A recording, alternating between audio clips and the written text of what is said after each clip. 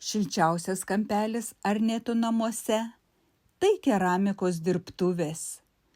Ir ne todėl, kad ten rusena keramikos degimo krosnis. Čia šilta dar ir todėl, kad čia renkasi kūrybingi žmonės, kuriems molis daugiau nei medžiaga. Čia šilumą skleidžia ne tik kūryba, bet ir draugiška atmosfera. Visada šalia keramikė Dalia Urbienė, nuoširdi, kantri, visada pasiruošusi išklausyti visų svajones ir padėti jas įgyvendinti. Keramikė Arnėtų namuose supažindino su nauja glazūravimo technika angobo. Užsiėmimai su angobu vyko visą mėnesį.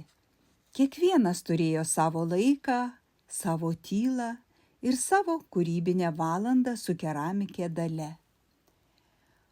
O kai viskas baigėsi, visi sudėjo savo kūrinius ant didelio stalo ir išėjo tikra paroda.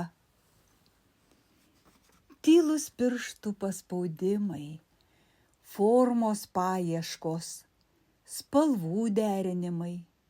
Visa tai kalbėjo apie mus. Kiekvienas darbas kalbėjo apie mus. Vienas drąsus, kitas švelnus, kitas susikaupęs. O kai sugulė viskas ant vieno stalo, pasidarė aišku, kokie mes skirtingi ir kaip gražu būti drauge. Ir nežinia, kada buvo smagiau.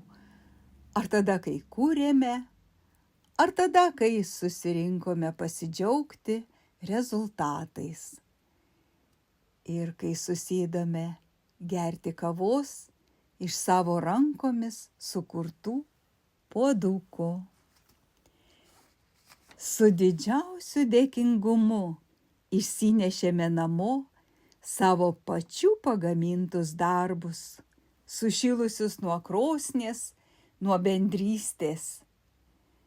Nuoširdžiai dėkojame Kėdainių krašto muziejaus tradicinio amatų centro Arnėtų namų keramikei Daliai Urbienei už kantrybę, įkvėpimą ir už šiltą bendrystę.